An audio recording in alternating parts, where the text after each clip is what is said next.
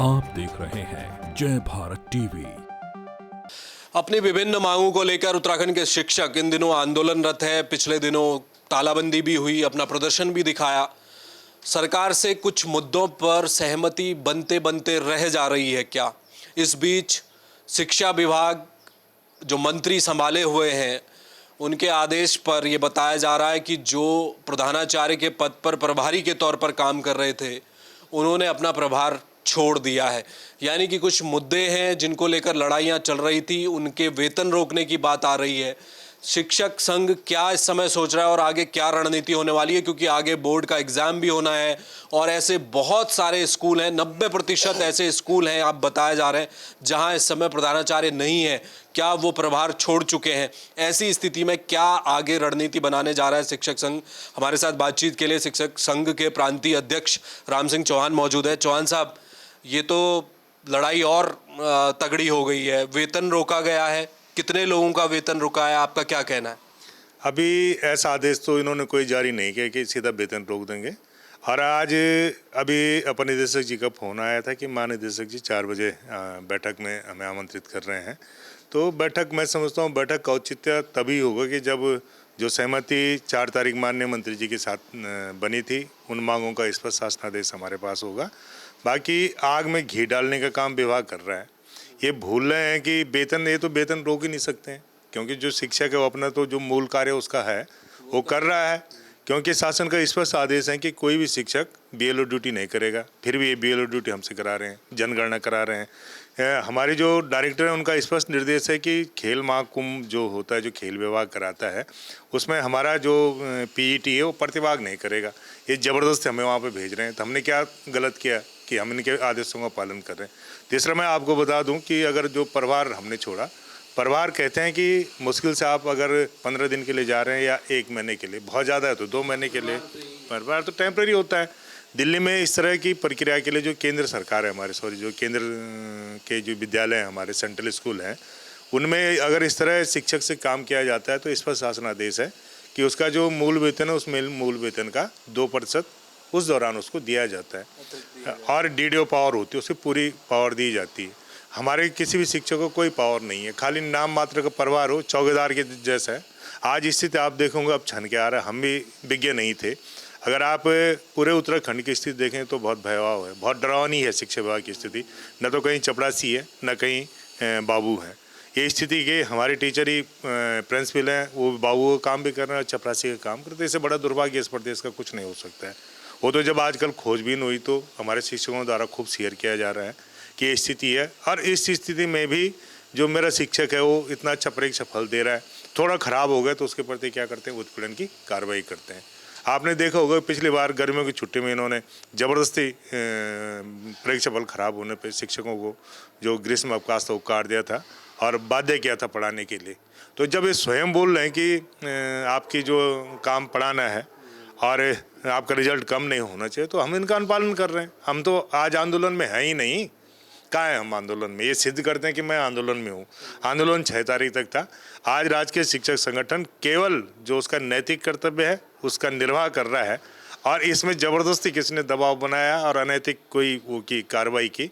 तो आज तो हमने एक समिति गठित की गई है कोर्ट के लिए, कुछ लोगों को नामित किया गया है जो जल्दी माननीय उच्च न्यायालय में अपना एक अच्छा वकील करेंगे। अगर किसी भी अधिकारी ने मेरे एक शिक्षक के प्रति भी कोई कार्रवाई की तो हम नामजद मुकदमा, क्या हम उसे निश्चित रूप से नामजद मुकदमा उसके खिलाफ करेंगे। चौहान साहब, जो 2-4 मांगे हैं जो मुख्य रूप से हैं आपकी, एक तो एलटी से प्रवक्ता में पदोन्नति का मसला है, प्रधानाचार्यों की नियुक्ति आयोग से न हो, आप कह रहे हैं कि पदोन्नति से ही वो होना चाहिए, यात्रा भत्ता है। मामला कहाँ फंसा है? सरकार की तरफ से ये भी अब निकलकर बातें सामने आ रही हैं कि मामला तो कोर्ट में भी है पदोन्नति का, वो कौन ले गया? कोर्ट में ले जाने वाले लोग कौन है? आप हैं कि सरकार है? और वो मसला क्या कोर्ट की वजह से रुका हुआ है? ये सब बहानेबाजी है। ये तो मैं कहता हूँ विभाग, हमारा विभाग ऐसा है जो कभी मामलों को सुलझाना नहीं चाहता है। अगर शिक्षक कोर्ट गया है तो क्यों गया है, इन्होंने कभी उसे न पूछा न उसे सुलझाने का मौका किया। अब जो शिक्षक कोर्ट गया तो वापस क्यों आएगा? उसके बहुत सारे माध्यम से बहुत सारे रास्ते थे पदोन्नति के। ये तदर्थ पदोन्नति कर सकते थे, ये उन लोगों को छोड़कर पदोन्नति कर सकते। हमने राय दी, लेकिन 3 महीने से सब कह रहे हैं कि हाँ ठीक है, लेकिन कोई भी जो ट्रिब्यूनल है उसने कोई याचिका वहाँ पे दाखिल नहीं की विभाग ने। ये सबसे बड़ा दुर्भाग्य है। और दूसरी बात जो सीधी भर्ती की बात है, तो उसमें इन्होंने क्या किया, एक निश्चित कुछ लोगों को, मैं फ़ायदा कहूँगा उसे, कुछ लोगों को फ़ायदा पहुँचाने के लिए उसे समेट दिया कि इतनी उम्र होगी, कितने लोग उसमें उसमें पार्टिसिपेट कर सकते हैं। तो मेरा मानना है कि अगर तुम्हें सीधी भर्ती करानी है, पहले तो बहुत गलत बात है कि तुम एक अनुभव को दरकिनार करते हुए और चाहते हो कि हमारा युवा वहाँ पे आए, तो युवा पहले उसे पढ़ाए, अनुभव हासिल करे, तो जिस दिन किसी प्रशासनिक पद पे बैठेगा तो बहुत अच्छे ढंग से उसे चलाएगा। लेकिन चलो, अगर इनकी मंशा है कि हम सीधी भर्ती से करते हैं तो सबको मौका दो, हमारी एलटी शिक्षकों को मौका दो। उसमें कोई जो उम्र की बाध्यता है उसे मत रखो। चलो 55 साल तक तो कम से कम होने चाहिए कि सबको खुला करें, सबको उसमें पार्टिसिपेट कराएं। ये क्या है कि कुछ लोगों को ही उसमें फ़ायदा दिया जा रहा है, जो बहुत गलत बात है और हम इसका विरोध करते हैं। कितनी मांग है? अगर आज आपकी बैठक भी होने वाली है, शासन अगर मांग लेता है तो आप लोग मान जाएंगे क्या? यात्रा भत्ता मान के आप खुश हैं? उसमें अपनी हड़ताल या फिर जो भी आपके आगे कार्यक्रम है वो स्थगित करेंगे? किस मुद्दे पर अब अटका है मामला? मुद्दा मेन जो 4 तारीख की बैठक में, 4 अगस्त की बैठक में माननीय मंत्री जी ने स्वयं, हमने तो कहा ही नहीं, मैंने तो बैठक जिस दिन हुई, शायद आप लोग वहाँ पे उपस्थित रहे होंगे, तो वहाँ पे मैंने स्पष्ट कहा था कि आप लोग, सचिव साहब भी थे, अपर सचिव थे, हमारे पूरा विभागीय अधिकारी थे, महानिदेशक जी थे और मंत्री जी थे। मैंने स्पष्ट कहा था कि आप उन लोगों की घोषणा यहाँ पर करना जिन मांगों का आप पूरा कर सकते हैं 3 महीने के अंदर। मेरी पहली पंक्ति यही थी, और मैंने नहीं कर सकते हैं तो आप बिल्कुल मत करना। उसी दौरान मंत्री जी ने स्पष्ट घोषणा की थी कि मैं 3 महीने के अंदर पदोन्नति करवा दूंगा, मैं 3 महीने के अंदर जो यात्रा अवकाश है उसे दिला दूंगा, मैं 3 महीने के अंदर जो 5400 ग्रेड पे है, जो राजपत्रित घोषित करने की बात करें, जिसमें कोई वित्तीय भार सरकार पे नहीं पड़ेगा, उसे करा दूंगा, और मैं जो अंतर्मंडलीय स्थानांतरण है हमारे, उन्हें करा दूंगा। लेकिन करवाने तो बहुत दूर की बात, उनमें कोई प्रगति भी हमें नहीं दिख रही। मैं समझ नहीं पा रहा हूँ कि स्थिति क्यों इतनी खराब है और कहाँ अटकी है, ये समझ से परे, हम भी नहीं समझ पा रहे हैं। तो क्या आगे क्या निर्णय लेने वाले हैं? आज शाम का इंतजार करेंगे? अब जा रहे हैं, हम जा रहे हैं, लेकिन हम जो स्वयं इन्होंने कहा, जब तक वो हमारे चारों शासनादेश नहीं होते हैं या हमारी पदोन्नति नहीं होती है, तब तक तो हम हड़ताल में है ही नहीं। हम कहाँ कर रहे हैं? हम तो अपना पढ़ाएंगे, जिसका मुझे वेतन मिल रहा है उस अतिरिक्त तो कोई दबाव दे ही नहीं सकते। लेकिन वो जो प्रधानाचार्य के जो प्रभारी हैं वो तो नहीं काम कर रहे हैं ना। अब एक तरफ से तो लावारिस है ना विद्यालय इस वक्त। नहीं तो इनको चिंता होनी चाहिए, क्या करेंगे? आपने ना उसे डीडीओ पावर दे रखी है, ना किसी तरह का लाभ आप उसे देते हैं, तो उसका दूसरी बात, तो उसकी क्लास जो है बाधित होते हैं, शिक्षण कार्य बाधित होता है। शिक्षण कार्य बाधित होगा तो आप उसे कार्रवाई करते हैं, उसका इंक्रीमेंट रोक देते हैं, उसका चयन प्रोन्नत क्या कर देते हैं, बंद कर देते हैं। तो जब आप उस उत्पीड़न उस पर कर रहे हैं तो फालतू की जो जिम्मेदारियाँ हैं क्यों शिक्षक निर्वहन करेगा? ये लिख के दे दें मुझे कि अगर रिजल्ट खराब होने पे हम किसी तरह कार्रवाई शिक्षक पे नहीं करेंगे। मैं कल बोलता हूँ अपने टीचर को, तुम परिवार ले लो और जितने भी काम है इनके करो, लेकिन ये लिख के देना पड़ेगा कि हम परीक्षा फल खराब होने पे किसी तरह की कार्रवाई नहीं करेंगे।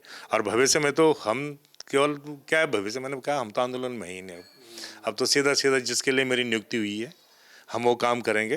केवल प्रशिक्षण के लिए मैं इसलिए कह रहा हूँ कि प्रशिक्षण भी ये ऐसे टाइम पे कराते हैं जब बच्चे को क्या है, शिक्षक की ज़रूरत होती है कक्षा में, उस दौरान ये प्रशिक्षण कराते हैं। प्रशिक्षण कराने तो छुट्टियों में कराओ, छुट्टियों में कराओ तो शिक्षण कार्य बाधित नहीं होगा।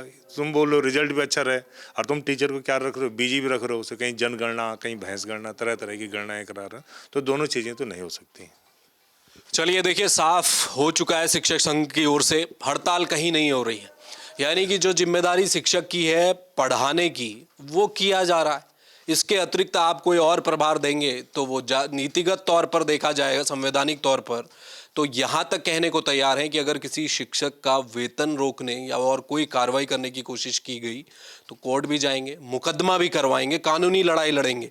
जो काम शिक्षक का है पठन पाठन का, वही किया जाएगा, इसके अतिरिक्त कुछ नहीं किया जाएगा। और ये स्थिति ऐसी बन गई है, गले की फांस बन जाएगा सरकार के लिए। आने वाले समय में बोर्ड के एग्जाम होने वाले हैं। आप सोच कर देखिए, 90% विद्यालय अगर प्रधानाचार्य विहीन है, वहां पर कोई प्रभारी है ही नहीं, तो क्या गतिविधियां उन विद्यालयों में चलेंगी, उसकी रिस्पॉन्सिबिलिटी कौन लेगा? ये सबसे बड़ा सरकार के लिए बैरियर की तरह खड़ा हो गया है।